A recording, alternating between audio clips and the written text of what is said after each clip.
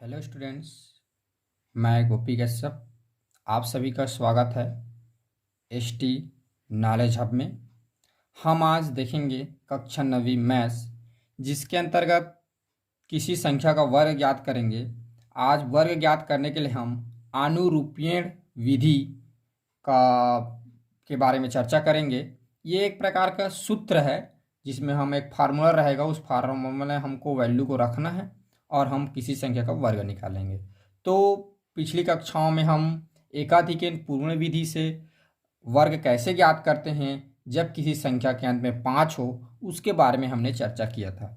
तो मैं आपको बता दूं, ये अनुरूपण जो विधि है ये सबसे बेस्ट विधि है वर्ग निकालने की। क्यों? क्योंकि इसमें कोई कंडीशन नहीं है। आपके हर में आपके इकाई में कितना रहे, चाहे आपके दहाई में कितना रहे, इससे इसको कोई मतलब नहीं है। ठीक है, आप किसी भी संख्या का अनुरूपण विधि से वर्ग निकाल सकते हैं। ठीक है, तो चलिए स्टूडेंट्स, हम इसमें कुछ इम्पॉर्टेंट तथ्य है उसके बारे में पहले जान लेते हैं, फिर हम आपके प्रश्नवाली से प्रश्न लेंगे और उसको सॉल्व करने की कोशिश करेंगे और सॉल्व करेंगे और उस पर मेहनत करेंगे और आगे बढ़ेंगे। ठीक है, तो इसके कुछ इम्पॉर्टेंट बात है उनको पहले जान लेते हैं। देखो, तो पहले ये अनुरूपण विधि। तो अनुरूपण विधि क्या है? दो संख्याओं का वर्ग ज्ञात करने के लिए प्रयोग करते हैं, ये आप जान लीजिए। इसमें दो संख्या ही लेना है ना, मतलब यहां पर आप याद रखें, पहला पॉइंट हमारा क्या है? दो संख्या का वर्ग। ठीक है, हम अनुरूपण विधि से क्या करते हैं? दो संख्या का वर्ग। इसमें तीन संख्या नहीं होना चाहिए, सिर्फ संख्याओं की संख्या कितनी होनी चाहिए? दो। इसकी एक कंडीशन है।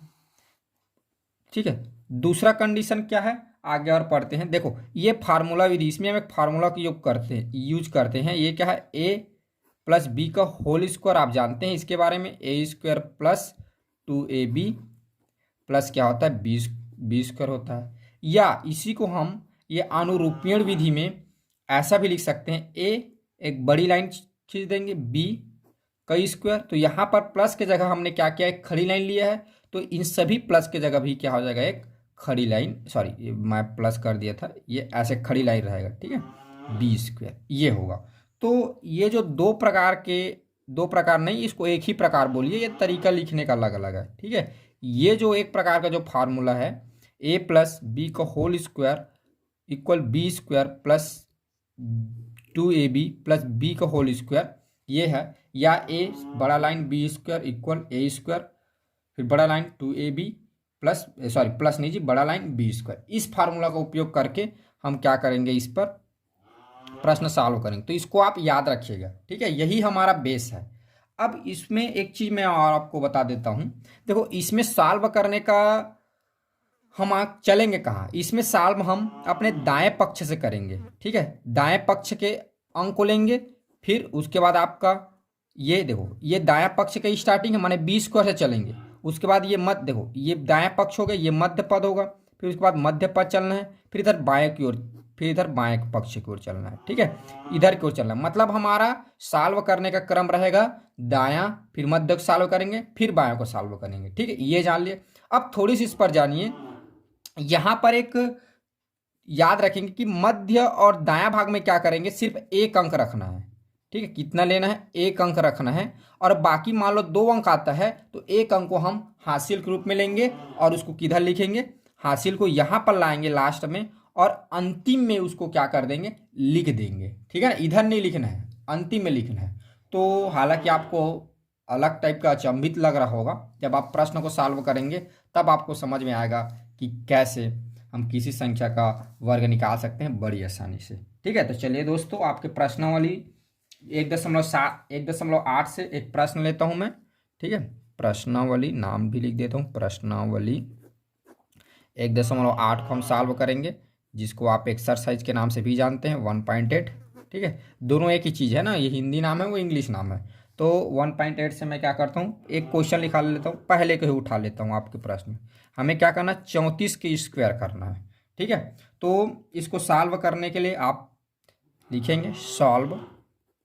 ठीक है, आप ऐसे 34 का वर्ग लिख देना, का हल सूत्र ये लिख सकते हैं आप a प्लस बी का होल स्क्वायर इक्वल ए square plus 2ab plus b square. आप दोनों में से ये जो है ना, ये दोनों में से किसी को भी लिख सकते हैं। मुझे चूंकि ये याद करने में और लिखने में बड़ी आसानी होती है इसको, इसलिए मैं क्या करता हूँ इसका लिख रहा हूँ। आप चाहें तो प्लस की जगह बड़ी बड़ी लाइन भी खींच सकते हैं, आप दोनों में से कोई भी उपयोग कर सकते हैं। ठीक है, इससे हल करेंगे तो यहाँ से लिख दीजिए।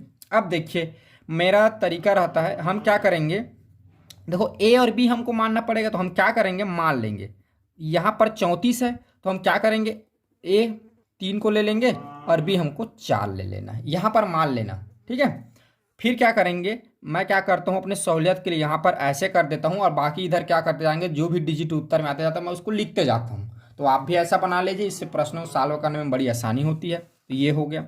अब आगे हम पॉइंट टू पॉइंट चलेंगे। तो 1, आपको पहले मैं बताया था कि हमारा चलने का प्रोसेस क्या रहता है, इधर से हम चलते हैं। ऊपर बताया था हम दाएं से चलते हैं, फिर मध्य, फिर बाएं को सॉल्व करते हैं। तो पहले हम क्या करेंगे, बी स्क्वायर निकालेंगे। तो ये बी स्क्वायर, तो बी स्क्वायर, तो यहाँ से देखिए वैल्यू क्या है बी का, 4 है, हम रख देंगे 4।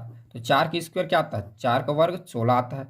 तो यहीं पर हमको क्या करना है, यहीं पर मैं आपको बताया था कि हमको एक अंक में रखना है। तो हम क्या करेंगे, 16 का 6 व हासिल 1 लेंगे, हासिल 1, समझ रहे हैं, माने 16 का 6। देखो अब इधर से चल रहे हैं तो उत्तर भी इधर से लिखते जाएंगे। तो ये यहाँ पर इसके उत्तर वाला ये बॉक्स है। ठीक है, मैं इसको डॉट डॉट कर देता हूँ ताकि आपको समझने में आसानी हो। तो 16 का हम क्या करेंगे, 6 को लिखेंगे, 1 हासिल ले लीजिए। अब दूसरा पॉइंट, मध्य भाग को हल करना है। मध्य भाग क्या है, 2ab है। तो 2 a का मान क्या है, 3 है, और b का मान क्या है, 4 है। तो गुणा कर दीजिए, 4 तिया 12, 12 दूनी कितना आ गया, 24। ठीक, और 24 में ये देखो आपका हासिल 1 है, तो यहाँ एक हासिल जुड़ेगा, ये हासिल, तो ये आपका आ गया 25। तो हम यहाँ पर क्या करेंगे भाई, 25 का कितना लिखेंगे, 25 का 5 व 2 हासिल के रूप में रखेंगे। ठीक है, तो 25 का 5 यहाँ लिख दीजिए, 2 हासिल हो गया। अब तीसरा हमारा क्या है, तीसरा हमारा काम क्या है, ये ए वाले भाग को सॉल्व करना, ये यहाँ पर ए स्क्वायर को। तो यहाँ हम लिख देंगे ए स्क्वायर। तो ए स्क्वायर, तो ए की वैल्यू यहाँ पर क्या है, 3 है, तो हो जाएगा 3 का स्क्वायर। 3 का स्क्वायर कितना आता है, 9। अब देखो यहाँ पर हमारा हासिल कितना है, 2 है ये, तो ये हासिल 2 है, तो यहाँ पर लिख देंगे हासिल, और बताएंगे भी कि ये 2 कहाँ से आया भाई, हासिल से आया। तो कितना हो गया, 9 में 2 जोड़ा तो कितना आ गया, 11।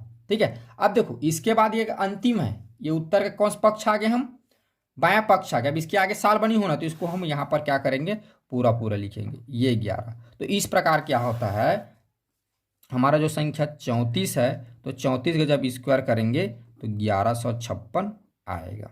ये इसका आंसर है। ठीक है, चलिए अब आपके प्रश्नावली से एक और प्रश्न लेते हैं। प्रश्न नंबर 3 को हम सॉल्व करते हैं। तो प्रश्न 3 है आपका 54 का स्क्वायर। अब इसको हम सॉल्व करते हैं। सॉल्व करने के लिए इसको लिख देंगे सॉल्व, यहाँ पर लिखेंगे 34 स्क्वायर का हल सूत्र। चलिए मैं यहाँ पर आपको प्लस लिखा था, यहाँ पर बड़ी लाइन वाले से बताता हूँ, ए खड़ी लाइन बी का स्क्वायर, ये हो जाएगा ए स्क्वायर, खड़ी लाइन 2ab, खड़ी लाइन ये हो जाएगा बी स्क्वायर। ठीक है, से हल करेंगे। ठीक है, तो यहाँ पर हम मान लेंगे, माना यहाँ पर ए क्या होगा आपका, वेरी गुड, बी क्या होगा, वेरी गुड। ठीक है, अब क्या करेंगे, मानेंगे, मान लिए। अब क्या लिखते हैं, सॉल्व करने 34 का स्क्वायर, यहाँ पर मैं बॉक्स के रूप में दर्शा देता हूँ तो आपको पता चले कि यहीं पर हम लिखते हैं। पहले हम क्या करेंगे, पहले हम इसको बी स्क्वायर को, फिर 2ab को, फिर ए स्क्वायर सॉल्व करेंगे। तो पहले नंबर पर हम बी स्क्वायर को सॉल्व करते हैं। तो बी स्क्वायर, यहाँ पर बी क्या है आपका, 4 है, तो 4 का स्क्वायर कितना आ गया, 16 आ गया। तो आप जानते हैं पहले हम क्या लेंगे, 16 का 6, वहाँ हासिल कितना आ गया, 1, तो यहाँ पर लिख देंगे हासिल 1। तो 16 का हम 6 लिख दिए, हासिल 1 बच गया। दूसरा किसको सॉल्व करें, 2ab, तो 2 हो गया, ए का मान यहाँ पर 5 और बी का मान क्या है 4, तो ये 5 चौक 20 और 20 दूनी 40, तो 40 हो गया। और ये हासिल जुड़ जाएगा, तो ये कितना हो गया, यहाँ पर आप पहले बताएं एक कहाँ से है, हासिल है, तो यहाँ पर ये आ गया 41। तो 41 का क्या करेंगे, 41 का 1 व 4 क्या करेंगे, हासिल लेंगे। ठीक है, ये तो 41 का 1 लिख दीजिए, 4 बच गया आपका हासिल। अब उसको अगले पद में लेंगे, ये तीसरा वाला, तीसरा क्या है, बी के स्क्वायर, सॉरी बी बोलता हूँ जी, ए आ जाएगा, ए के स्क्वायर। यहाँ पर ए की वैल्यू क्या है 5, तो 5 का स्क्वायर हो जाएगा, 5 5 से कितना हो गया 25, और प्लस इसमें क्या होगा, 4 हासिल जुड़ जाएगा। तो ये 4 हासिल जोड़ दिए तो 25 में 4 जोड़ा तो कितना हो गया, 29। ठीक है, अब ये अंतिम है तो 29 का पूरा हम क्या करेंगे, यहाँ पर 29 लिख देंगे। ये ठीक है, ये चारों एक साथ है ना। तो इस प्रकार क्या होता है, 54 का स्क्वायर आपका आता है 2916। ये ठीक है, 2916 आ गया। अब चलिए एक और प्रश्न लेते हैं, प्रश्न क्रमांक 5 लेते हैं आपके प्रश्नावली से हम। प्रश्न क्रमांक 5 है 92, 92 का स्क्वायर। ठीक है, तो इसको जब सॉल्व करेंगे तो इसको सॉल्व करने के लिए सॉल्व लिखेंगे। मैं आपको जैसे मेथड से लिखवा रहा हूँ वैसे ही आप क्या करी, उसी प्रकार आप एग्जाम में लिखिएगा। तो इससे क्या मिलेगा, मैं मानता हूँ आप जब ऐसे सॉल्व करेंगे तो आपको अच्छे माने जितने नंबर रहेगा उसमें पूरा पूरा नंबर मिलेगा। और एक बात आपको बता दूं, हालांकि ये आपके एग्जाम की दृष्टि से देखा जाए तो उतना इम्पोर्टेंट नहीं है, लेकिन आगे आपके भविष्य की दृष्टि से बहुत ही इम्पोर्टेंट है। तो बिल्कुल इसको इग्नोर मत करिएगा, इस पर पढ़ाई करिए ताकि आपको आगे चल के फायदा हो इससे। ठीक है, तो यहाँ पर क्या करेंगे, माना ए इक्वल ये 9 और बी इक्वल 2। तो यहाँ पर फिर 92 का होल स्क्वायर लिख देंगे। ठीक है, अब इसके लिए ये डॉट डॉट कर देता हूँ। पहले हम किसको सॉल्व करेंगे, वेरी गुड, बी स्क्वायर को। तो बी क्या है यहाँ पर, वेरी गुड, 2 का स्क्वायर 4, 4 तो 4 ही आएगा, या 4 भी बोल सकते हैं हिंदी में बोले तो। दूसरा फिर उसके बाद 2ab को, हाँ 2a की जगह 9, बी की जगह 2, तो 9 दूनी 18 और 18 दूनी 36, तो 36 आ गया। तो यहाँ पर क्या करेंगे भाई, 36 का 6 व हासिल बचेगा यहाँ पर 3। तो ये तो 36 का 6 लिख दीजिए, हासिल हो गया 3। अब तीसरा पॉइंट जब सॉल्व करेंगे तब उसमें लेंगे ए स्क्वायर। ठीक है, तो ए स्क्वायर, तो ए यहाँ पर क्या है 9, तो 9 का स्क्वायर क्या होता है 81, 81। इसमें क्या जुड़ जाएगा, 3 जुड़ जाएगा, ये क्या है हासिल है।